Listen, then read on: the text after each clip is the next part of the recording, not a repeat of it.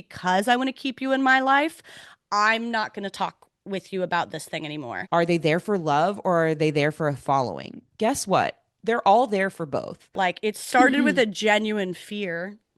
Please do not subscribe to my video. We crave being with other people, but at the same time, we get so easily annoyed. There was like a window where I knew he was most likely going to propose. Welcome back. We're not for everyone. This is a podcast hosted by a hater. That's me, Caroline. I'll reintroduce myself. Sometimes we And one should. lover. I know. I don't know if somebody new is here or something. This is such a weak intro, but also Jess It's is really our good. lover.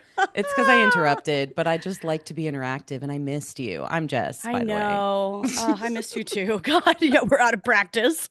We each did our friend recordings. And first of all, recording that episode just made me realize how much easier it is to banter and to talk back and forth in a normal way without a Zoom delay. God. Wow, yeah, I know. It actually was so true because Kai and I were sitting on the bed together. Like, we couldn't have been closer while we were recording our episode.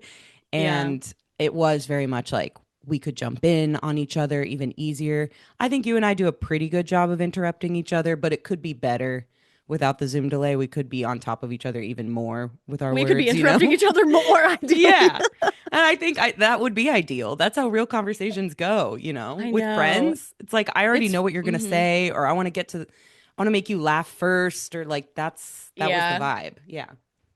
I think I have a bad habit of thinking I know how someone's going to end their sentence, and I try to help them out for some reason to Yeah. like communicate that we're on the same page, and they're like, "No, Oh, not I hate that." when that happens. But don't you I think you know. have a I feel like I have a pretty good percentage of getting it right like 80% of the time. So I take the risk. Mm, yeah, it's a pretty good hit rate. Yeah. I feel like I'm gonna say this. I think I get it right more than most people do. This is based on no data to back up this I assumption. think as a scientist, I I think yes. I think I know what people are gonna say more often than the average person does. That's just an award I'm giving to myself. And Yeah. I'm not going to prove it. And I just think I'm right about that.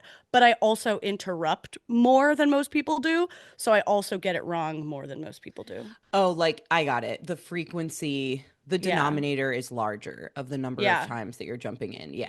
Yeah. I think if everyone interrupted as much as I interrupt, I would have a better percentage. But most people know how to keep their mouth shut. That's why I'm happy that we're here together because I know people don't believe it, I feel about me because I'm the lover, like just because of branding or something. I hope people are Yeah. getting to know the Branding real you me. did. I Branding know. you made. You made it. We made it. It was Did we. I? Everything's we. All I'm Listen, saying is that I know I'm really a lover and you're really a hater. I know that's the that. thing. I know Yeah. you know that. And I don't think I think it's just taking me time to make sure that it's safe here to be that way. Yeah, But I you're just hope leave over hanging me time, out to dry. yeah, it's a witch hunt. You Yeah. know what? I genuinely listening to your episode with Kai, amazing Mm. episode. Loved hearing from Kai, who's just like this been like I felt like she's like the Wizard of Oz. It's just like this overlord, evasive figure that I keep hearing whispers about, but like have never heard from. Yeah, And then we finally got to hear the voice of Kai. And then it was also different hearing you with your best with friend. her. And it was also, I was shocked because I know you'd said Kai is a hater. And somehow I found that hard to believe because you're just like such a little bubble pie.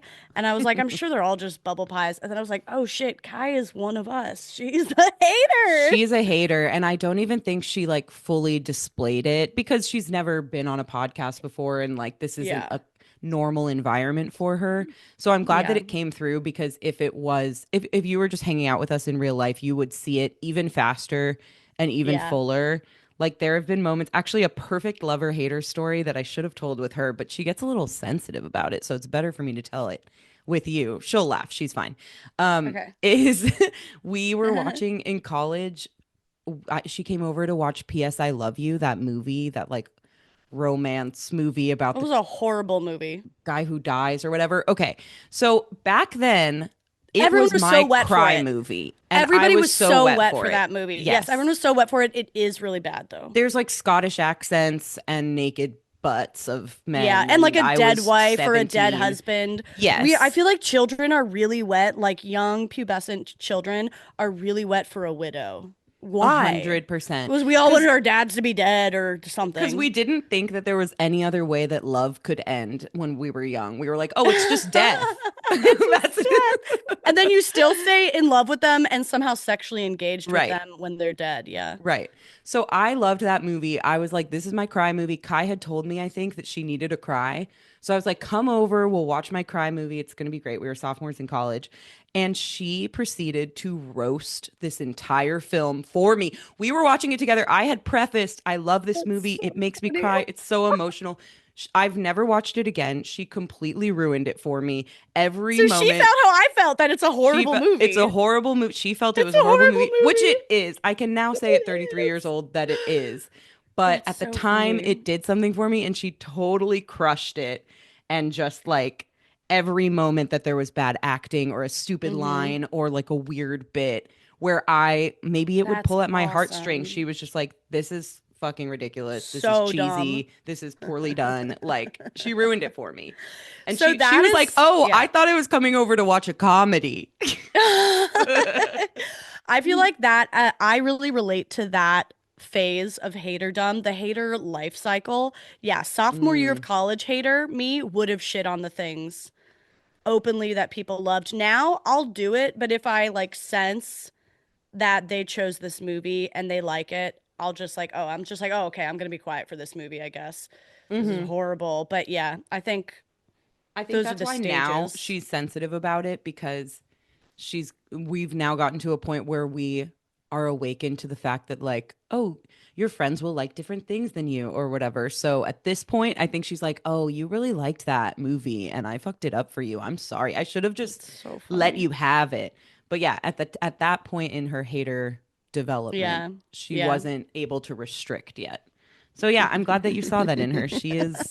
She keeps me sharp and young as you do. Yeah, it felt really validating to me. I was like, Jess deeply loves someone else who's a hater. So Oh, my it made sister me is a hater. feel, I'm surrounded by, you know that because I've just told you. I knew yeah. her when she was younger, and I feel like it was always evident, but she's only grown in her haterdom. And yeah, I surround myself with haters. Because if I didn't, I would say Ryan's a hater. Like if I didn't surround Yeah, myself with Ryan's a haters, hater. I would just be, I would have died by now. Like I would just be lolly lolly la, talking to I don't think you would have everyone, made it. happy, Yeah. loving. Something would have happened. I need protection. Yeah, like if Yeah. the apocalypse hits, and I think about this all the time, like who would I align with? I think I think we'd have to kill you straight away. Like I would be like, you're please align with me. Please align with and me. I would be like, "Yeah, Jess, we're gonna align with you." And then I'd walk you Oh, into a field and I'd be like, "Look out at the horizon." I'd shoot you in the head. And I'd just be like, "Listen, we had to get that out of the way. She was gonna be the end of all of us. She was now the not meant she had question, a great life. She's not gonna make it through the apocalypse, obviously." we don't want her to go through that pain. She's too pure. Just like take her out now No, and before it I don't gets want to watch bad. it either. It's gonna be Yeah. crazy. It's gonna be ridiculous. No, I would shoot The, you in the head so lovingly, and then I would kiss you on the forehead, just like in our branding photo for yeah, our well, that's the podcast. only way I'd want to go. Yeah. Is Abby a hater or a lover? I think Abby strikes me as more of a lover, She but kind of straddles the fence. Yeah. which is, I mean, we've said that I straddle the fence, right? I think Abby and I might be similar. There's like a exterior loverness, but then deep down there's a haterness, right? Because she can be Hmm. critical and cutting of things, but like she comes across very um like gentler, you know? Yeah, I guess so. Yeah. Yeah, I get yeah, she's So me and gentler. Abby, so we will Editor Abby here. We all know the hater lover dichotomy is more of a horseshoe, but I'll give you two examples of my personality to clear things up. Number one, I was once a part of a Dungeons and Doggos group. Yes, we were playing as dogs. I was a blue healer named Flint. Every time our group of doggos approached enemies or fought off a monster, my idea was always to try and become friends with it, much to the chagrin of our dungeon master. And two, I am known for my qualms with movies and shows and books that are beloved by basically everyone. For instance, Jess is gonna kill me, but I have a lot of issues with season 2 of Severance, and I know those issues kill the vibe of every party I go to. So, I'll let the kooks decide. Label me, bitches. I would align with Abby in a apocalypse any day. She I think escaped I'd leave both Mormonism. you guys. Yeah. I'd leave both you guys for sure. I'd let Abby live. I'd shoot you in the head. And then she'd be alone. I would join up. I've discussed this with my family too. Like, I would fucking follow Luke. My brother is going to be the only survivor of the apocalypse, I believe that. and he will reign supreme, and he will also reign magnanimously. Like, he will not wield his power cruelly. I think he will build a new society for Yeah, us. I would follow Um, him yeah, I if think I we, got to live. yeah. Julia, my little sister, we've talked about this. She knows I feel this way. She agrees. She has diabetes. She's not going to make it. We're probably going to shoot her in the field with you. She always talks about this, how like there's no good adventure like thriller films, with one exception actually, where somebody has like chronic illness usually. And she's Interesting. like, how That am would I be going to take my good. diabetes shots throughout the day as we're fighting zombies? So Julia gets a shot in the head. My dad, I think, would just instantly give up and kill himself. Like even before things are Oh, that intense, even when it's just like there's not really any need for like action. he's just like, He I'm would good. I feel like I'm out. I want him playing the Yeah. violin or the cello or something while I die by your shot. And then he can do whatever he needs to do. But I want him to like Yeah. take me out with his music first. Yeah. Yeah. I think my mom can join. My mom's honestly a survivor for sure. She can join me and Mm. Luke. Elizabeth would survive, but she would probably like join the zombies. I think she would immediately betray us to I join could totally with see the that. yeah, and we'd be like, God damn it. We used to do these questions in my family. We literally call it questions. There's a game that we play That's called good questions. branding, Jess. That's Yeah. good branding. It was during COVID. Maybe I've talked about this before. It was during COVID when we were just like cooped up together and needed conversation topics because at some point you're like, okay, I'm tired of seeing your dumb face. I know everything about you. Like we need other things to Yeah. talk about. And Yeah. so we would just be sitting around the kitchen table and just somebody would go, okay, oh no, we call it Q&A. That's what it is. Okay, that's So better. somebody will just go Q&A. We call this game talking to each other. Yeah, that's pretty much what it is though. Somebody, usually my dad, and it's very cute. He'll just be like, "Okay, Q&A." Like you could tell he's I been like sitting it. there being like, "How do I connect with these dumb fucks?" And the question would usually be like something like, "Who would you follow into the apocalypse? Who would be the first person to get killed?" Or like some existential big like what if or would you rather or whatever type of question. And usually the way that those go down is like A fight.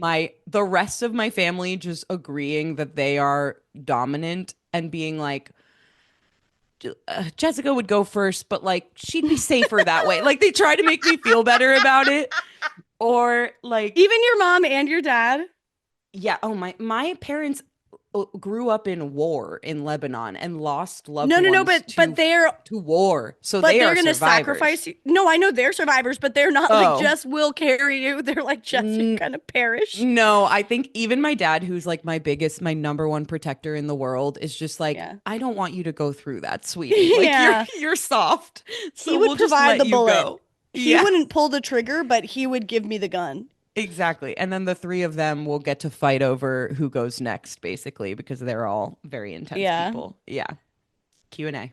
There's a game that my family likes. It's actually pretty fun. It definitely causes fights, but it's fun for a few minutes, called Who in the Room. I've And heard of that. we call it Whom in the Room for fun. But it is pretty fun, and it's just like it's basically just like a chatty question game where it's not like a board game, but there'll be questions like who in the room is like most likely to run for political office? Who in the room is the Yeah. biggest crybaby? Who in the room? They're more fun than that, some of them. But and then just like on the count of three, everybody points to someone in Oh, the that's room. fun. That's really fun. And it's so fun when there's just like a unanimous vote for somebody or people are like, "What? Me? La la la." Yeah, it's fun. We should play that. I like that because you don't get to be colored by somebody else's answer first. Like you all Yeah. point at the same time. And then you can Um, like defend or explain your answer if you're like, oh, well, I'm thinking about this, this, this. Yeah. it's like a card, like you can buy a set of cards for this. Who in the Yeah, room? yeah, yeah. It's called Who in the Okay, Room. cute. I actually am It's gonna pretty pick that up. fun. Yeah, I'm it's always fun. looking for games like that. Anywho, I like your Anywho, sweater. thanks, you dirty little bitch. Let me tell you about this sweater. Tell Okay, you guys, us. you really should check us out on YouTube so you can see my adorable sweater I'm wearing. Mhm. So, a couple episodes back, I put my hater mask on and announced all at once that things people knit by hand are usually I don't want them. And I also announced that I was going to take up knitting myself because I think it does sound really fun to do.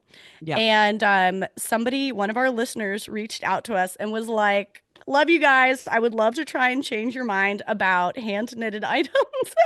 She's so cute. I'm gonna She find what was her so Instagram is. sweet. Do you have the message still? Anyway, she just gonna look for the message, but she reached out to us. She was so sweet, and she was like, "Just Caroline, please look at my knitting Instagram account and please choose an item of your choosing, and I will make you." And she made me a custom sweater. I picked out this design. I picked out custom sleeves and a custom collar. Jess picked out a knitted hot water bottle cover that says "I'm baby." It's the And best she thing I've made ever these by seen. hand. It's really cute. Yeah, so her name is Caroline and her Instagram is Caroline's Knit Shop, all one word, and shop is spelled with a double P E. So if you want to go look at her designs, I would highly recommend. She reached out to us and said, in response to your latest episode, just wanted to share that I'm a member of the knitting community and have a commission business. I wanted to represent the knitters and crocheters by sharing my designs on my feed with you queens and say that I'd be happy to hand knit you a custom sweater or anything you might want for and change your mind about handmade gifts. So anyway, we had this long conversation. It was so funny because I just went to her Instagram and saw one of the first things I saw was a hot water bottle cover and I was like, that's an adorable idea.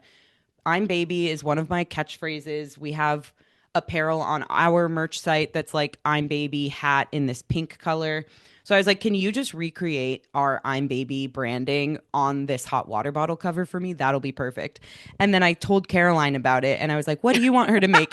Caroline proceeds to send like paragraphs with attachments and visuals and color schemes and like and then she's just like, "Oh, I hope this is okay. Like I hope it's okay that I have a very specific vision." Anyway, of course it was okay. And Caroline the knitter took on the challenge with a lot of Yes, grace, but I was like, she "Oh, did okay, yeah, it. you could do it that way. Sure, you could do it that way too. Yeah." Well, that But I it's very wanted to, I sweet. was she offered to make us a custom gift and I was like, She well, I did. want it to be one I like. Change my mind. Hmm. And I think it But worked. yeah, it did work. It's a great sweater. It is extremely comfy. I'm wearing it. I'm going on a cabin weekend retreat with my bitches, including Prince Very Abby this cabin. weekend. I'm bringing my cabin weekend sweater, custom made by love from a fellow Caroline.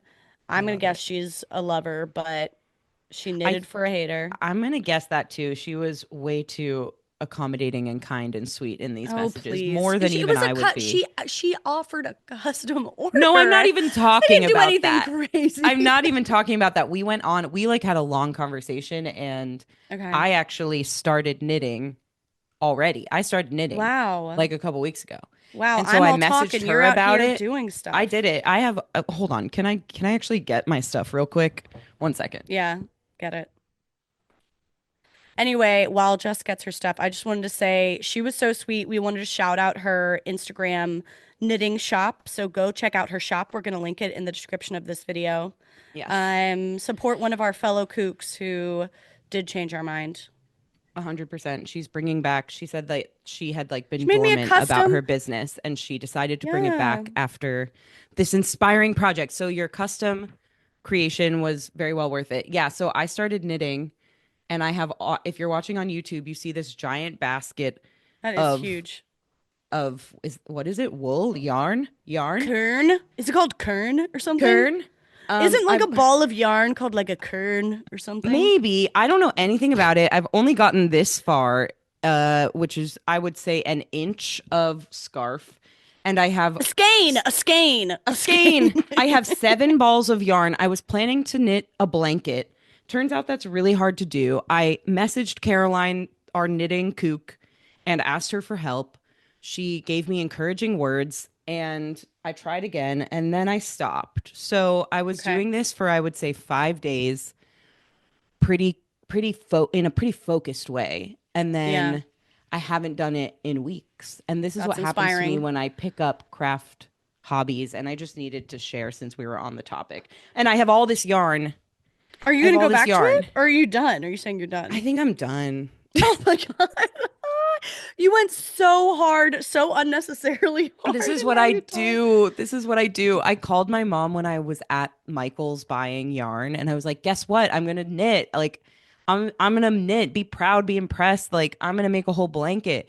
And my mom was like, "Oh, that's great, sweetie. Like maybe just buy even half the amount of yarn that you think you need for a blanket just to make sure you stick to it. And then you could So always go funny. back and buy the rest of it." And I was like, "No, I'm buying all of it." And I bought literally all of this one yarn that It's they a had lot at of yarn. Michael's. And my mom was right. She knew that I wouldn't stick to anything. So that's What my what hobby for the month, for what about last it month. turned you off? Why did it not stick? I honestly think it's just because the weather's gotten better and I can go outside now and I don't need Right.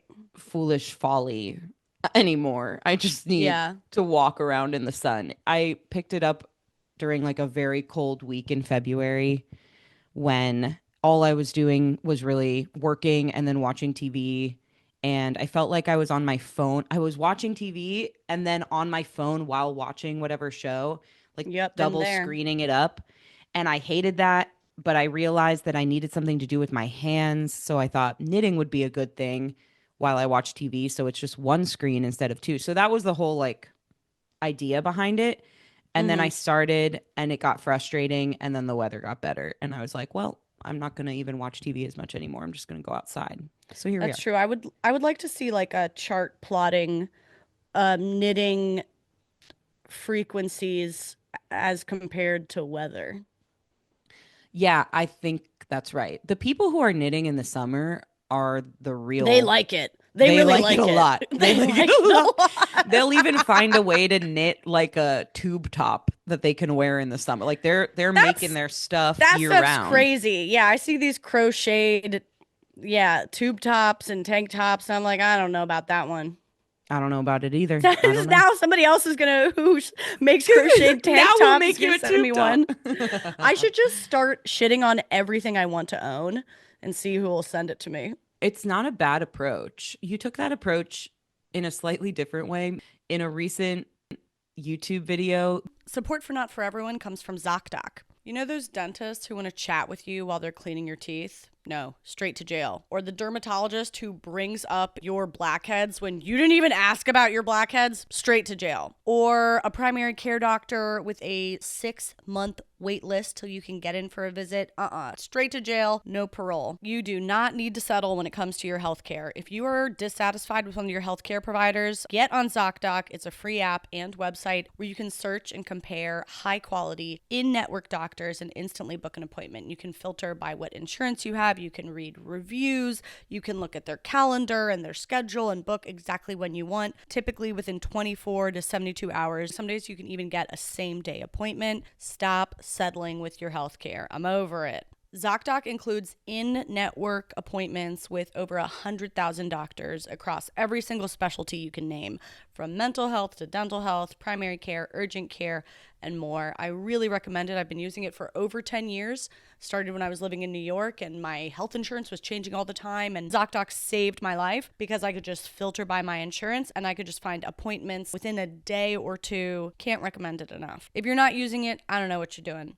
Stop putting off those doctor's appointments. Go to ZocDoc.com/notforeveryone, all spelled out, to find and instantly book a top-rated doctor today. That's ZocDoc.com/notforeveryone, all spelled out. ZocDoc.com/notforeveryone. you opened it with like do not subscribe if you're not one of these people, these types of people. Like I've curated Yeah. an audience of these types of people. So I watched that and was like fascinated by the marketing strategy behind it, or I had my hypotheses maybe of like Yeah. why you were doing that or what you were going for, but I've been meaning to ask you about it.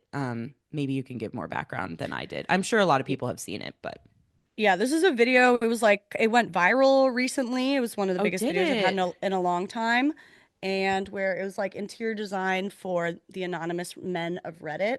It And was the really fun. intro to the video is basically me saying like, "Hey, men of Reddit, I made you this video. Please do not subscribe to my channel. You're gonna fuck up my analytics and my Yeah. audience demographics." And then a week or so afterwards, I got an email from a woman who was like, "Hey, we've been talking about your video and specifically the intro on LinkedIn in this community of like Oh. social media strategists or something." And she sent me the post and she was like, "So it caught my attention and I wanted to ask you if I don't know." She was like offering some service or something.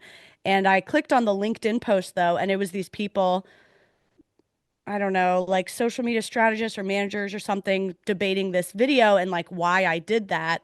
And everyone had their it was funny to read because everybody had their guesses and none of them were right. But Yeah. I want to hear yours. Oh, I mean, I don't think it's that deep, but what you did is you said if you're like men of Reddit, please enjoy this video. I made it for you, but do not subscribe. My subscribers are very curated. My analytics are good. These are the three groups of people. Then you listed out like the three groups of people who are your typical audience, right? Mm-hmm. And so I think I don't know. I think the part that struck me was not so much telling the men of Reddit not to subscribe, and it was more publicly naming what your core audience is. And that made me feel like maybe the strategy there is for any of those people who are watching but are not currently subscribed to see like there's this community. Like I'm one of those people. Why am I They not can see subscribed themselves to in her? it. Yes. So I Mm. emphasized more that part of it than the like don't subscribe men of Reddit part. Yeah. Yeah, I that is a part of it. Yeah. I thought it was kind of fun. I will talk about this just because I think it was like fun. I don't know the evolution of how that started and then people liked Yeah. it so much. I think it's part of what made the video go viral. But it started everyone was guessing on this LinkedIn thread. They were like, "Oh, it's just reverse psychology. She's trying to get people to subscribe." It was not reverse N- psychology. I didn't think of it that way. I genuinely almost didn't make the video because my audience on YouTube is like 80% female. And having a fairly homogenous audience, like a targeted audience, is how you get the best deals for brand sponsorships. You know, Yeah. like if you have a a YouTube channel that's all about technology or specifically photography, you can get, and that's your whole audience basically is like these dudes, 20 to 30 disposable income in America who all love photography. You're going to get really great deals like rates of payment for your sponsorships because a photography brand is like, "Oh, that's really targeted marketing." Yeah. And mine is not that specific, but you know, by comparison, if you have a YouTube channel where it's like, ah, there's a bunch of women, there's a bunch of men, they live all over the world, they're all different, you know, ages, it's hard to do, you can't do targeted marketing. So you might have more viewers, but you'll probably get paid less. Anyway, one of the Hmm. things that's helped me a lot is that I have um a large female audience. So like you can do targeted ads, blah blah blah. And I recently had all these meetings with my manager. Like it was the end of year, end of 2024 meetings, and we were talking about my analytics. And she was like, "That's really good. You want to keep this 80% female, blah, blah, blah." And then I had this idea to do this video. It actually came from Justin and his brother gave me this idea to do this video because we are always talking about this Reddit thread. And I was like, "Oh, I'm excited to do it, but I genuinely do not want all these men to subscribe. It would actually like could, if too many subscribed, it could actually make me lose money down the Yeah. road." Which is so funny. And so I was like, I almost made the video. I was like, okay, I could make the same sort of video, but just do it for a different Reddit design subreddit, like maybe one that's men and it's not specifically men. I almost literally changed the whole video for that. And then in the end, I was like, whatever, I'll just do it and I'll just do a call out. And since I'm going to do that call out, I can make it a funny bit. I can make it an eye-catching bit. Something like in my intros, I try to do something that basically just stops the mindless scrolling, like something that stands Yeah. out and catches your attention. And then in addition, I was like, what I can do is call out, yeah, all the different audiences who do watch this video so they can feel seen, see themselves in it. And then Cool. in the comments of the video, if you look, almost every single comment is people self-identifying. Because I was like, oh, there's like Yep. anxious girls in their 20s, there's sassy grandmas. And then everybody was like, oh, I'm a sassy grandma. So like people like to see themselves in it. But yeah, but the one thing that it was not was reverse psychology. Yep. Like it started with a genuine fear. Please do not subscribe to my video. You're gonna fuck up my audience demographics. That makes a lot of sense. That I think that is like what I assumed it was without Yeah, knowing all the background. But the cool thing about a video like that, which is quote unquote targeted towards men, it's about men's interior design decisions. Women love that. Like as a woman who I lives with a know. man and dates men and knows men and whatever and cares about my home, um, I like watching you roast men or give them tips. Those tips could apply to me too, even if my home isn't as bad as some of those pictures, but Yeah, there's it's little just elements of design. it that are just design tips. So I don't know. I like that you did it anyway because I think it does appeal to your core audience. But yeah, you just didn't want the demographic, like the actual subscriber Yeah. demographics to get fucked up. I was scared of them too. As to like, I kind of thought of the videos being a lot funnier. Before I filmed it, I was like, "Oh, this is gonna be really funny." I I'd thought done it was funny. another like bachelor video that I thought was much more roasty and funny. But then as soon as I started recording and I like looked at the camera and was directly addressing a man from Reddit who is not my usual fan, has never heard of me, doesn't give a fuck who I Mm. am, I got so serious and like respectful because I was scared shitless Because of you're like, them they don't know coming for me. me. Yeah, I was like, I can't roast these Interesting. people. I can't I roast was these that the people and same scare video them. where you did like a rapid fire 3 words about each That was room. a different one. That That was was the a one different before video. I did rapid Okay. fire, I I liked think. that one Yeah. too. Yeah, Yeah. yeah. That's very nice. Um Thank you. yeah, I've been enjoying like the different ways that you're approaching the same content category. You know what I mean? Like interior design is one thing, but you're finding new ways to talk about it and Yeah. present it and stuff, which Thank I'm sure God. I is feel like something that you're intentionally thinking through and I trying mean, different things I with. don't I don't have anything to decorate in my apartment anymore. Like it's Yeah. done. And I'm not gonna needlessly redecorate because that's I don't know. It just like I don't yeah, and so I don't have anything to show really anymore. I do feel like I'm craving a new canvas, but yeah, Yeah. whatever. Anyway, we can That's talk a about good something else. transition Yeah. to something big that happened since we last talked. Oh no.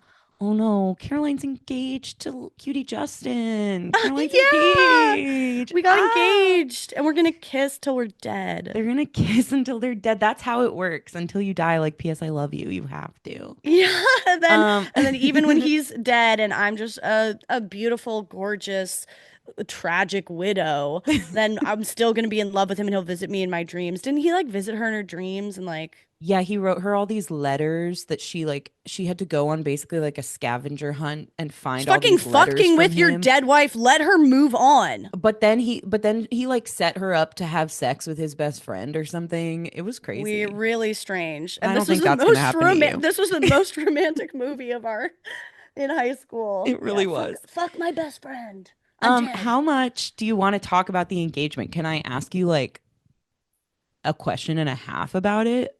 Totally. Yeah, I'm gonna save some of the drama for videos, but yeah, Drama. you can ask me a question. Okay.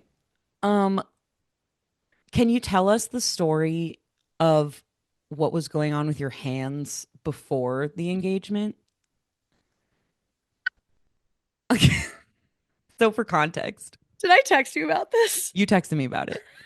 Caroline texts me and is like, "Hey, I'm going to be like kind of out of reach this weekend because we're going to Montreal and like I don't know, but I think Justin might propose, but I don't want to be presumptuous, but there's just like signs that it might be coming There were and signs. There were yes, signs. and you told me the signs and I was like, "Yes, those things make a lot of sense." But then the main sign was you were like, also last night, I like completely cut up my hands.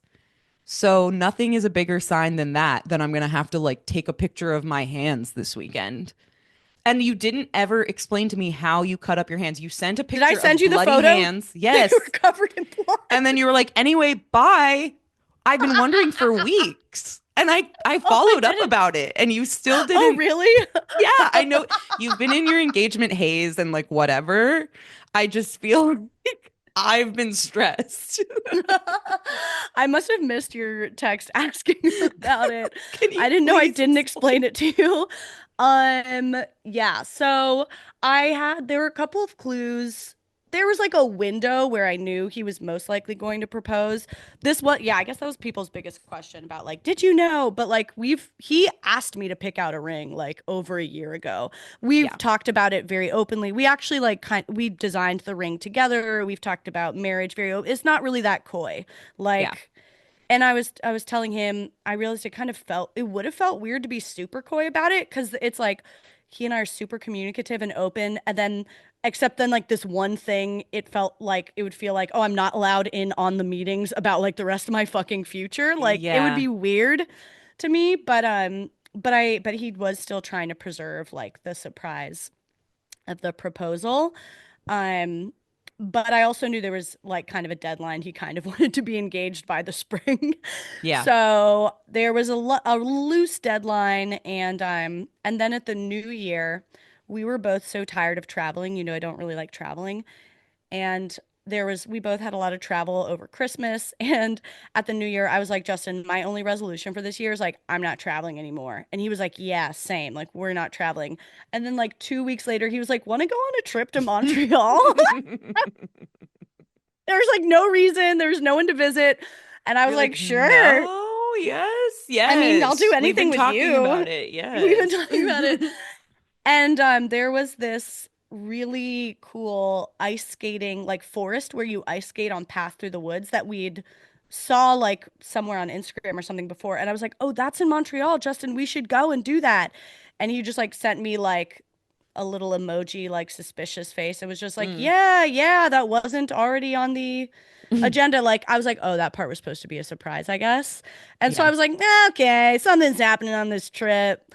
I think then at Valentine's Day, I think he was just getting tired. On Valentine's Day, he was like, "I'll give you your gift in Montreal." And I was like, "Okay, if he gives me a fucking card in Montreal at this point, like I'm gonna be annoyed." I Like, didn't feel like don't writing the card for today, so I'll write it for next week. like if he gives me a fucking book in Montreal, I'm gonna be annoyed. So I was pretty sure, but also I'm full of doubt about everything. And Yeah. I didn't, he's sitting here. He just pointed at me. I think he was banking on my capacity for self-doubt. Yeah, totally. Which is fair. He knows his audience. He Yeah. knows how to Yeah. work the system here. Yeah. Yeah. He did say at one point, this did effectively throw me off because I knew he kind of wanted to be engaged by the spring, which is like 2 years of us being together. And he'd said that at some point, but then at another point after the fact, he was like, "Yeah, well, the spring, or I don't know, maybe after." And I was like, Mm, what the that's fuck is that?" suspicious And I was like, "Why is he waffling all of a sudden?" And that was, he says, to throw you to off. throw me off. But I also pretty much knew. I only mostly was bracing for the possibility that I was wrong because I didn't want to go on this trip and be disappointed. So I was Yeah. like, well, even if he doesn't propose, I don't want to be like that's not a reason for me to ruin the trip. So I wanted to be And it's emotionally like prepared. you guys had obviously been talking about it, like talking about rings, talking about timing, whatever. So if it didn't happen then, I think you could still rest assured that it was gonna Totally. happen. So Yeah. it's like this weekend or a different weekend, whatever. Yeah. But you still haven't All that explained to the hands. say, all that to say, I had a vague window where I was like, okay, could be a proposal, and I bite my nails and like the skin around my nails, it's really I do gross. too. I didn't know you did that. Really badly. I do it really bad and That's the reason I picked up um knitting because it was either scrolling on my yeah. phone or picking my cuticles. I needed something else to Yeah. do with my hands. Yeah. Okay. That's No. what it was. So I have been probably for the last 2 months, I was like, and Justin always notices when they're like bitten up and he's always trying to like help me, gently be like, "Oh, you're biting your nails," like la la la. because I don't like the habit, but it's like I do it mindlessly. So I was Yeah. like, he'll notice, like, please just let me have like nice fingers and nails for fucking one weekend, please. Like I'm not a manicure girl. I'm not gonna go and get a manicure for a proposal when I never otherwise would You have a don't. manicure. Like Yeah. that's not me. I just want to not be bleeding all over my fingernails. And so It was the most. So it was the picture gory. you sent, maybe we could put it up on YouTube right now. We're having Yeah, a few I'll put different it up. visuals. I think Abby has the picture. It um it was Blood was definitely your everywhere. cuticles were bleeding, which I'm very familiar with as a cuticle nibbler myself. But it was an unbelievable amount of blood pouring out of multiple cuticles. Like I can show my Pouring, fingers right pouring. now and Yeah. you can see that there's like Yeah. skin that That's I've my picked and is usual. That's my red. usual, but I really upped the ante with You this. really upped the ante before the proposal. So what happened was for the last 2 months, I was like really working on not biting my nails. I was doing a really good job of it. And unrelated to that, I watched some video on YouTube that was like how I travel around the world in just a carry-on. And this girl went and like bought like, you know, travel like compressor travel cubes, whatever the fuck they're called, Yeah, packing cubes. and packing cubes and like miniature versions of everything, like a miniature hairbrush and a miniature straightener. And I got like all excited about buying these mini things, It's obviously. fun. Yeah, And I spent maybe 2 hours looking for the ideal miniature nail kit because having the nail kit does help me not pick at my nails. Like if they're totally. well manicured and there's not like hangnails, then I'm less likely to pick at them. And also miniature. And so I got this miniature nail kit and then I was really excited to start using it. And there was like this cuticle slicer, Yeah. Is it the one that's which like two, it's like not a a pincher. clip? It Okay. doesn't look like a pinchy scissor clip. It's just a straight tool that has like a fucking razor blade on the end of it. And I've never seen it before. And it's just for removing your cuticles and you slice them almost like you're peeling a carrot. Like it comes off like that. Oh my God. And I I did it would on my destroy nails myself. and I pressed way too hard. It actually works amazingly, but I pressed way too hard. It didn't hurt when I pressed it, but it completely removed all the flesh on my fingers. And this was 36 hours before the proposal. This makes so And there much was more sense. and there was blood everywhere. I got blood all over my couch. It was all over the floor. It was all over the sink. Like it was everywhere. I had to like stain wash my couch. There was like I ended up taking a vlog video. I was like, I don't know what I'm gonna do with this video, but I can't stop laughing. Like I don't know how I got in this position. And I'm just like wiping blood up off the floor. My fingers wouldn't stop bleeding. And then A crime Justin was scene. coming over. It was a crime scene. Justin was coming over then, and I really didn't want him to see how much I'd failed. But I couldn't stop bleeding. I couldn't stop the bleeding. So I wrapped all my fingers in band-aids, like multiple band-aids, and then I just hid my hand from him that entire Oh. night. But Okay, yeah. thank you. I've been Yeah, that's waiting what for this happened. story, waiting for clarity, waiting for answers. Um, and that makes a lot more sense because the picture was very much bloody cuticles, but because Yes. you It was didn't like how would it explain even anything, bleed from there and otherwise? because it was so much blood from the cuticles, yeah, I was like, was she doing some sort of like DIY project and hurt herself? But like, how would the blood only be coming out from there? It Yeah. was, it's been on my mind. It's been on my mind. I'm I sorry. couldn't, I didn't I flipped through your post of your engagement photos and I'm just like, where are those hands? Show me those hands. Show me those Yeah, hands. they were pretty healed. They actually did heal. What was good is that the scabs were just along the cuticle. Oh, So it was perfect. just like a contour, really. It Perfect. was it kind of ended up okay. Okay, that But was my main question about the engagement. I know you want to talk about it. You want to do a whole video on YouTube and stuff, so I won't take away from that. I just really needed to know that I mean, you had texted me, so I know enough background too. And I love your yeah, ring. And I guess that was thank my other question you. was because it's a non-traditional ring, like was it something that you knew you wanted? Sounds like you did, and you guys worked together on it. So that makes a lot of sense because it's bold. It would have been bold for Justin to buy That's a true. If he colored just ring bought it without without asking knowing. me, Yeah, yeah, yeah. I genuinely had never thought about what kind of ring. I think it's in line with the things like I also hadn't really thought about what kind of wedding decor. I know people are like excited to hear my opinions on that. I don't really fantasize about those things until Yeah. they're in my reality. Yeah. Um, and so when I started looking, Justin was like, listen, this was like over a year ago. He was like, I need you to pick out a ring that you like. Like, tell me some preferences. You have like 3 months. I was like, ah, and and I started looking online. And first of all, everything is like the same right now. Yeah. Everyone's kind of getting the same ring, and it's a very pretty ring. But the one thing I like is like having something distinctive that feels personal. Like it doesn't feel personal to me if it's the same Yep. trendy solitaire that everybody has. And if the trend will change in a couple years and Totally. then all of a And it, sudden it looks outdated or something, it's better to just get yeah. something you like that's unique I and mean, it'll be special no matter mhm. what, you know? I also genuinely think it's really pretty. I think the very trendy gold Yeah. band solitaire, I think it's really pretty. Like when I saw it, I was Same. like, "Oh, I do like that." And then I realized it's what everyone was doing. And so it's harder for me to convince myself that it's really my personal preference. If Mm, if it's what everyone in this exact year also likes, it's like, ah, then my preference might really change.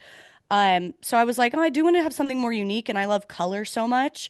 And then Justin and I ended up talking about together, and he was like, well, does it have to be a diamond? Because blah blah blah. Um, and I was thinking about like rubies or blah blah blah, but that's kind of intense. And then yeah. what we ended up finding is a sapphire. This is actually a sapphire. That's like a Oh, really wow. strange kind of sapphire called like papardasha. I'll show it to the video. Yeah, it's Um, such a beautiful color. It's so they come different. in like they're usually like orange or purple, but this one's kind of rusty or not Yeah. rust, like what's the word? Mauve maybe? Mauve, yeah. But like Yeah. a little bit of a Yeah. warmer mauve. Warmer Yeah. mauve. And then well diamonds around it. Anyway, I fucking love it so much. I don't feel like I deserve this pretty of a ring. What the Like hell? I really don't. I really No. don't. It suits you Yeah. so well and yeah, I love it. It's perfect for you. And Thank yeah, you. just well chosen and well done everyone. So, I'm very Yeah, happy for that's you. very sweet. Thanks, honey bun. I will share more in videos and stuff, but Totally, totally. yeah, it feels sweet. Cute. What Thanks, else? What else bad is there? bitch. I don't know. What are you mad about? This episode is brought to you by BetterHelp. I think it goes without saying that Caroline and I are highly therapized, big believers in therapy. I personally have been in and out of therapy for 10 years, and I credit it with honestly a lot of who I am and how I show up, how I speak about myself, how I speak about the world and my relationships and people, and how I break down and understand those things. Like, I think I've always been empathetic and analytical and a feeler, and I've always had these types of traits, but therapy really helped me put it all together in a way that I can be proud of. And I'm such a believer that therapy would benefit everyone and anyone. The bummer about it is that it can be really inaccessible, really expensive. Traditional in-person therapy can cost anywhere from $100 to $250 per session, which adds up really fast, especially if you're starting out and maybe at the beginning you're going every single week. Like, that's a big investment to make. But with BetterHelp Online Therapy, you can save on average up to 50% per session. So you're cutting that expense in half. And let me tell you that the value is worth it. Like, even paying the premium, I believe is worth it. But if you can get it for less and get it from the comfort of your own home, and especially if you've never done it before and want like an easy entry point, then why wouldn't you try that out? So if you've been thinking about starting therapy and just don't know where to start, are afraid of the expense, feel like it's a lot to leave your home and cry to a stranger in some office near the zoo. That's where my first therapy was, an office near the zoo in DC. Then you should try BetterHelp. Your well-being is worth it. Visit betterhelp.com/notforeveryone today to get 10% off your first month. That's betterhelp, HELP.com/notforeveryone, fully spelled out. I've been wanting to talk to you about this. I saw this Instagram reel a couple weeks ago and I saved it, and I will share it on our story when this episode goes Mm. up. But I wrote down the main quote. And the main quote of this Instagram reel is, "Being annoyed is the price you pay for community." I saw that one too, and I loved it. I loved it. I've been thinking about it almost every day since I saw it. Yes. It was Yes. immediately true to me. And it's like, it shows up all the time. Can you Whether explain it's, it deeper? Because I do think it needs explanation. yes. So being annoyed is the price you pay for community. So I think many of us believe that as humans, we crave community, we crave um, connection, we crave being with other people. But at the same time, we get so easily annoyed by other people, whether it's one on one, your friends aren't really like, are kind of bugging you that day, or whether it's in a sea of people that you don't even know, just walking around town and you're observing people all the time who are irritating to you and you're like, why is that person doing that thing? What the hell? I just want to be home alone. Um and it really helped put that into perspective for me. These like two sides of my brain, one of which is very craving connection, very extroverted, so many relationships, love just being in the world. And then this other side of my brain that is like, fuck all these people. The price you Mm-hmm. pay for community is being annoyed. You Mm-hmm. will be annoyed by your friends at some point. You will be annoyed by your coworkers at some point. You will be annoyed by having to run your errands or or going to like that event that you like thought would be cool but then ended up being annoying, or trying a new Mm-hmm. yoga class where like you're trying something new and you think it'll be good for yourself, and when you get there it's like kind of good but the instructor's voice was also kind of weird. Like Yeah. whatever it is, you will probably be annoyed at some point by other people and by being in the world, but that doesn't mean that it's not exactly what you need anyway and it not worth going and getting. It's just part of the price. Yeah. I loved it so much. I felt like I needed to hear it too as someone who's always annoyed, obviously. But I think what I really loved about it, I can't remember if he said this in the video, but for me, it perfectly explained why I have some lukewarm feelings about the spirit of protect my peace. Yes. Obviously, and I think I've talked about that a little bit on the podcast. Like, obviously, protecting your peace can be a really important direction of growth, depending on where you're coming from. If you're coming from a place where you let people abuse or deplete or use you and exhaust you all the time, learning to protect your peace is a great direction of growth. But the way I experience protect your peace used or said, usually on fucking social media, because that's where all the idiots are, is in a way that you will protect your peace into isolation. If you're Yep. protecting your peace every time there's something, somebody wants you to do something you don't want to do, then you are going to protect your peace into complete isolation. Because, like you said, even the people you choose and love more than anyone, my very best friends, my boyfriend, my family members, like I guess I choose them less, but I do love them. They will never make the exact same decision in every single circumstance as I would. They will Yep. never have the exact same preference for everything as I would. They would never approach every situation the exact same way I would. I bet with my friends, we have like 70, my best friends, maybe we have like 70% overlap. Justin and I, maybe we have like 80% overlap, but it's not fucking 100 with any single person. They're Hmm. going to approach things differently. They're going to have different preferences. They're going to make fun of your favorite cry movie when you invite them over to watch it with you. They're going to say things that are annoying and handle things in a way that is just not yours. And it's so easy to be like, people even write in about this with like, oh, what if my partner and I do this differently? It's like, yeah, you're Hmm. gonna. You can just be annoyed and also accept that every person is going to do things differently from you, a way you wouldn't prefer sometimes. So I do think there's really a toxic side of the protect my peace mantra, of just being like, I'm never going to do anything that I don't want to do. That doesn't Yeah. exactly align with me. You can choose that, and it will be a very lonely life.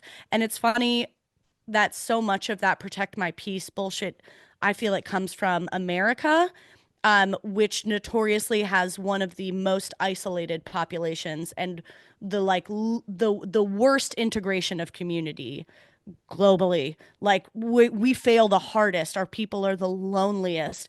And it's because I do think it's not a coincidence. It's because we have such an individualistic culture here. There's benefits to that, and there's definitely losses that come with it too.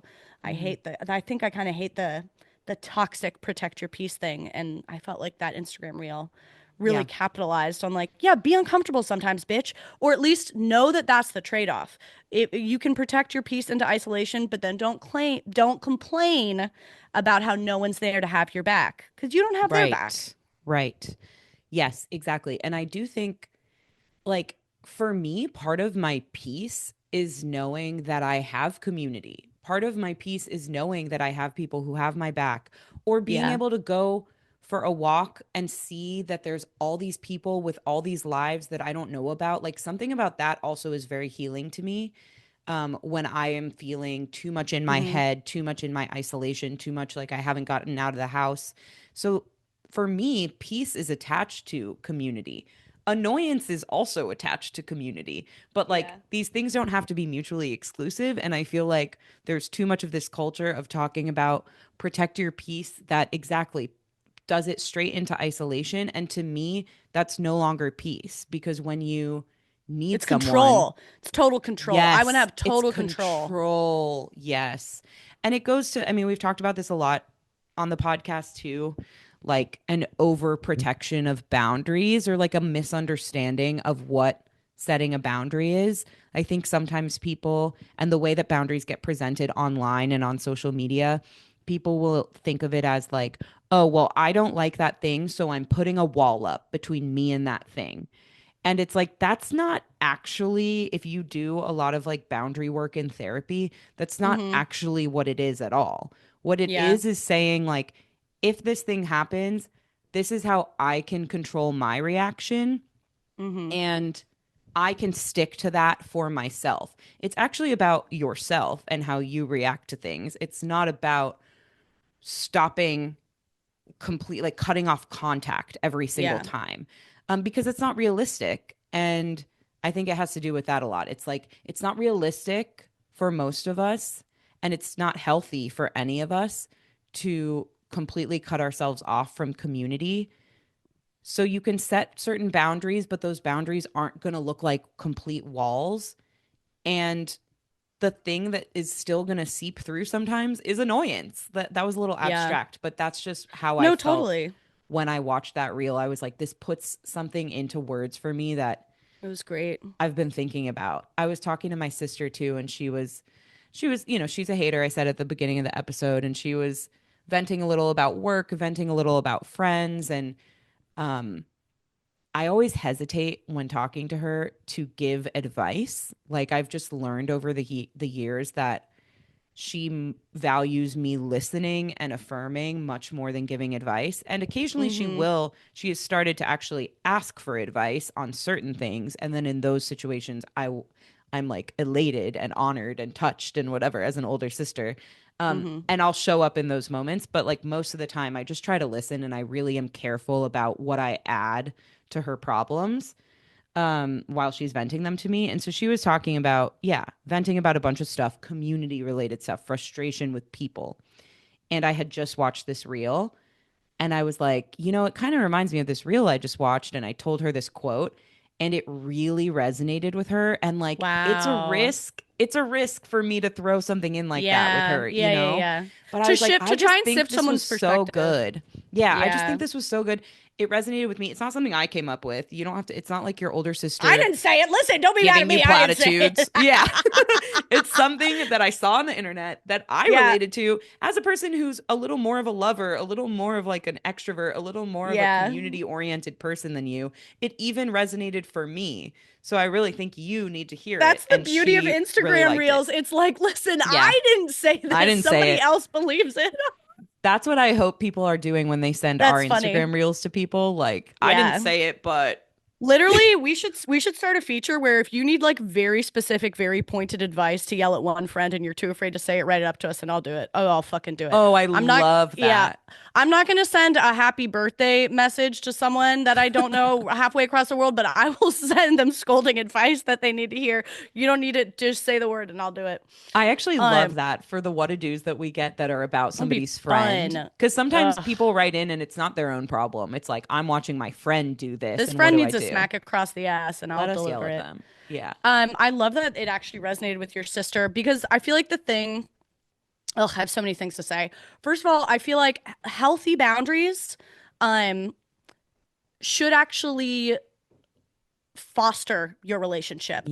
They Yes. healthy boundaries for the most part, except for cutting someone off, which is a boundary, but like that's unless it's like a final thing, like, okay, I'm no longer talking, I'm no longer gonna have a relationship with this sister anymore, ever. Okay, so yes, it's a boundary, but that one is like it's a different category when you're actually cutting someone out. But Yeah. I think other healthy boundaries should allow you to keep a relationship with that person, being like, because I want to keep a relationship with you, because I want to keep you in my life, I'm not going to talk with you about this thing anymore. Or because I want to keep you in my life, I'm not going to engage on this thing anymore. The healthy boundaries are actually about maintaining relationships, maintaining connection. So I feel like that can be one way maybe to Hmm. distinguish, am I like doing toxic protecting my peace or healthy protecting my peace? Because I do think both exist. But it's like, is this fostering connection or is it just another way of you shouting the word boundary so that you don't have to compromise anymore and Yes. never have to be outside your comfort zone and it's actually cutting connection out of your life. Yes. Um, That's a really good you way to know, put it. Also, when you said shouting the word boundary, it reminded me of boundary, it's a boundary. it reminded me of, yes, people do that all the time now. And it reminded me of this scene from The Office when Michael Scott is like, I declare bankruptcy. And he's like, all you need to do is declare it. And then, like, you're recognized as bankrupt and all your problems are solved. It's the same. People are like, I declare boundaries. I And declare like you're it's not actually doing anything. like it ends the conversation. Yes. Yeah. Yeah, A conversation ender. I have so many complaints about weaponized therapy speak. Yeah.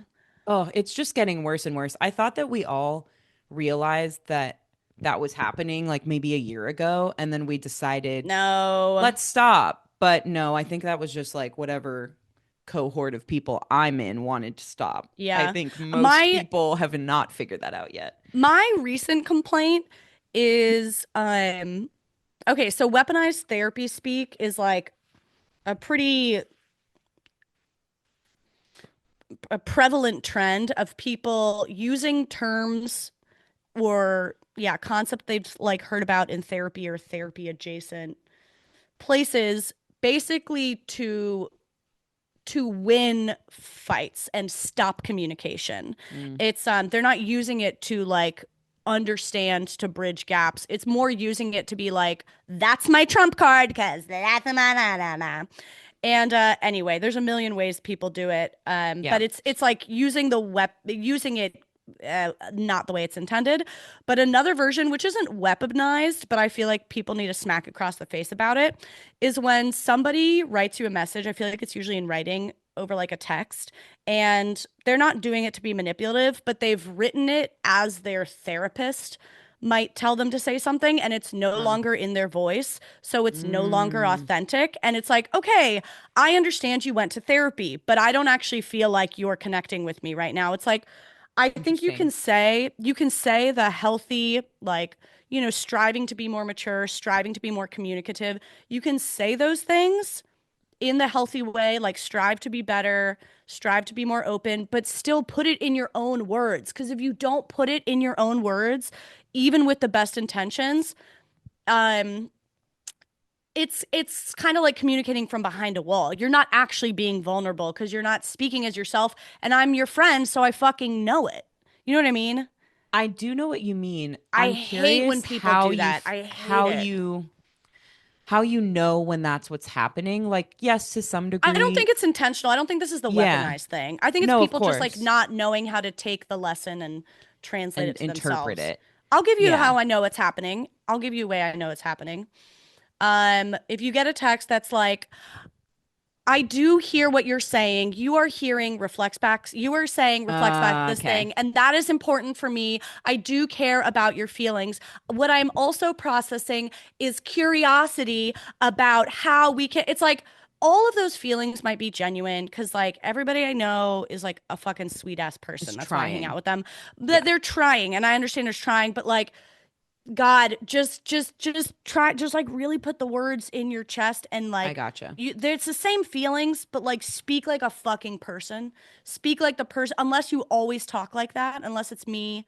Even with my therapist, sometimes I get fed up where I'm like, you're not actually speaking to me as a human, sometimes, which is okay. Like, there's a therapist client dynamic, but there's moments where therapists are asking you to relate as a human to human. And Yeah. I'm like, well, if you want to relate human to human, speak to me as a human because you're therapizing at me right now. And that's not how a Hmm. human speaks. So like, I don't know. That's like a personal pet peeve that I feel like gets in people's way. And I'm like, I okay, gotcha. I understood you read a book, but I don't actually feel like the whole point is for each of us to show up in a whole and honest way, and this actually isn't it. I'm as soon as you say what I'm hearing is blank, I've checked out of the Ugh. conversation. It's Yeah. like this is not Just say I therapy. get that. You can I understand Yes, you're you allowed want to to do say it just say I get that. Okay, that casually. makes sense. Okay, that makes Yep. sense. I get that. Just speak how you normally speak. You can Yeah. communicate the same thing. I And think because don't I think it makes people, it has an effect on people. You start to close up and you're like, oh, now we're having a business meeting. Okay. And it's the hmm opposite of vulnerability. It is hard. It is tricky though. I don't know that I've been on the I know exactly what you're describing. I don't know that I've been on the receiving end of it very much, but it also makes me think of um like apologies and Yeah. knowing and trusting that somebody's actually sorry when they say sorry. Yeah. And I find that to be like a very weird territory because I don't know, everybody communicates differently and apologizing is harder for some people than it is for others. And you like I always Mm. want to meet people where they're at um and just like believe an apology when it's given to me. And then it's more like if moving forward I see that there's a Yeah. change or that there's intention to trying to change, then that's really what solidifies the apology. But until I see that, I try to be someone that just like takes their word for it. Like, Mm-hmm. okay, you've said sorry, I'm going to take your word for it and now I'm going to see how it unfolds. But I Mm-hmm. think there are some people that I've encountered who like I'll say sorry or they'll receive an apology and they don't believe it in that moment. They're They like default that's an to insincere not apology. trusting. You default to Right. trust and they And don't. it Yeah. almost Then, reminds me of what you're talking about. Like there's one thing of how somebody phrases. I understand what you're saying, but I it's also a hard thing to navigate when you like I want to be somebody that trusts what people are telling me if they're my like loved ones and close people who are trying, and only in how it unfolds will I really know whether they were genuine or not, as opposed I to mean, I'm picking not apart their saying it's language, not. I guess.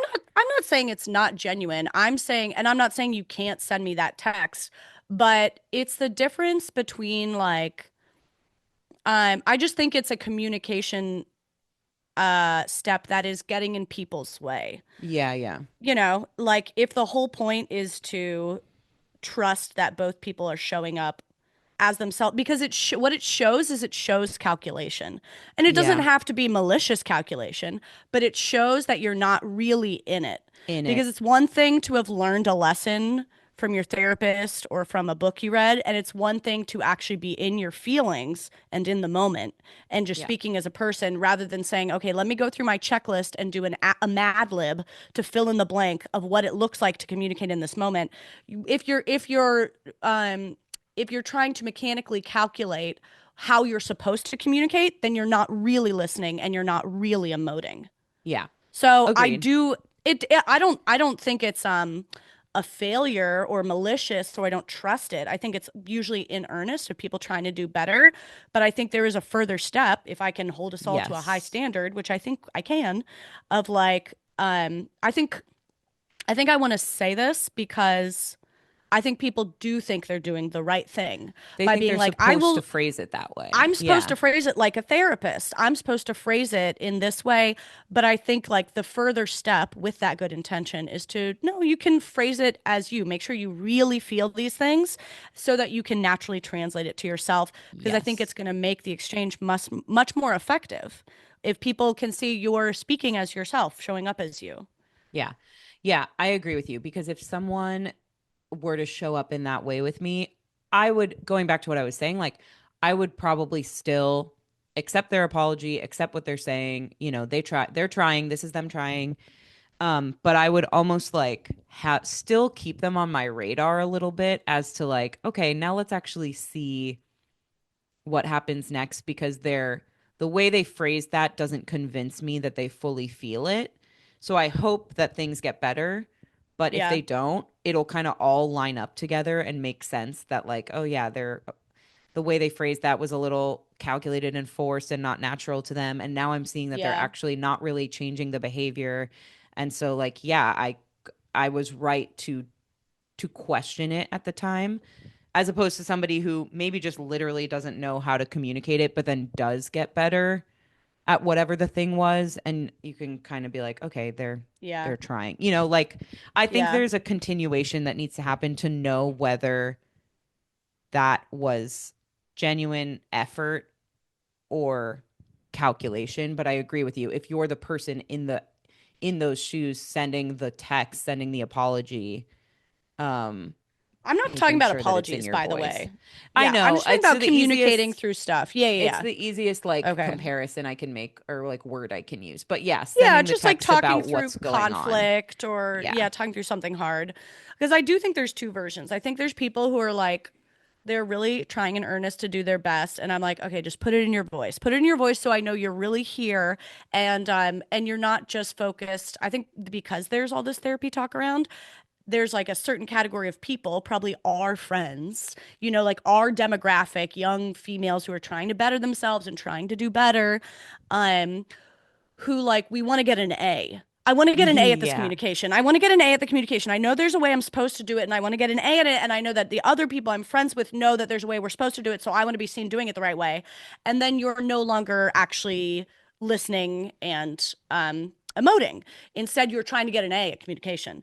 And I Yeah. feel like that is it's like ironic how that it backfires, but I don't think people know it backfires. I think they just think, okay, so we all know Oh, I about did therapy it. things and how you're supposed to do it. So I want to be sure that I'm seen doing it.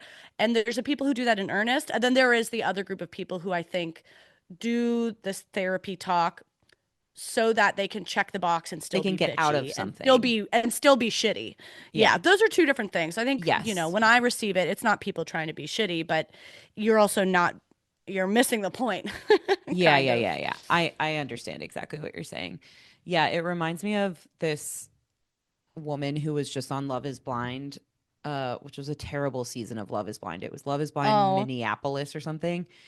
It was really, really boring interesting. and really not interesting. And this show is definitely like on its last leg. I mean, it's not because probably Why is it they people just still can't watch it. find is what do you think it is? Like they haven't found interesting characters or why? I think so. There's a couple things. I think in Minneapolis specifically, like Ryan was born there and grew up there and until he was like 6, but his brother until he was 10. So I was talking to them about it because they have some memories of like that community and what that town Yeah. is like in that city. And it's very homogenous and everybody knows each other. So I Yeah. think for this particular season, it was hard for them to cast people. It's like a certain cohort of people would even do a reality dating show. Yeah, You're already yeah. picking from a small pool. They have to be single. And ideally, part of Love is Blind is that you don't know what the person looks like or whatever. So ideally, none of them know each other. So I think that was Mm. hard for them to They're cast. like that brings it down to 4 people in Right, Minneapolis. exactly. So I think that's part of it. And then like larger outside of just Minneapolis, it's the 8th season or something of this show. And I just Mm. think with any reality show, as time goes on, the authenticity erodes. Like people are now going on it for the social media following more than for Yeah. the love. I'm sure the whole time I feel very strongly about this when it comes to reality dating shows because I watch a lot of them. That they're good like early on. There, yes, but not only that, it's like people always debate like, oh, are they on there for the right reasons? Like, are they there for love or are they there for a following? Guess what? They're all there for both because nobody goes on a Yeah. show for love purely because they would just date how everybody else dates if all they want is love. Yeah. These are Yeah. people who also are interested in a following, in building a brand on social media or whatever.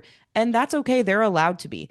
And then within that, so all of them are that. And then within that, I think there's a spectrum of like how open they are to actually also meeting someone and having a serious relationship. Some of them, it's zero. And some of them, it's really high. And most of them, it's probably somewhere in the middle because they probably think, oh, that would be awesome. But what's the likelihood that that's going to happen? Pretty low. So Mm-hmm. there's a whole like weird expectation that gets set. But anyway, I do think that as the years go on and more seasons happen of these shows, like that the scale tips a little bit and it goes more from people who are like, they all want a little bit of the clout, but they're also open to love. And then the scale tips to they still want the clout. They probably want Mm-hmm. that even more at this point than the love. So I think, anyway, I just think that's what happens. And the recent seasons have not been very interesting because they've not felt genuine. Interesting. Yeah. But there is this one woman on this season whose name is Madison, and she comes across at face value as like highly therapied. Like she talks about trauma that she went through in her childhood and all of the work she's done to learn herself and learn Pulling up a picture. communication and heal from it Yeah. and whatever. And like, I think to the naked eye and to somebody who's maybe not as analytical about people and maybe not had as much therapy themselves, she comes across as like, oh, she really did do the work and she's healed and she's saying all the right terms and she's saying things like, oh, I hear when you say this XYZ, or she kind of does both of the things that you're talking about. She has weaponized therapy terms a bit in how she showed up on the show, and she also Like has done it. to manipulate situations. Because I think Yes, but people I don't just, think it's I just want to intentional. say, like, I don't think people just saying, "Oh, I hear you saying this." I don't think everyone doing that is. No, I don't think that's weaponized. Just to be no. clear, I Yes, think it that's the can other work. thing. I think it can work against you, but I don't necessarily think weaponized is when I think people are being manipulative and shitty and malicious. But I She's think doing most people both. just don't know how it's working against them. Okay, she's doing Yeah, both. she's doing Okay, both.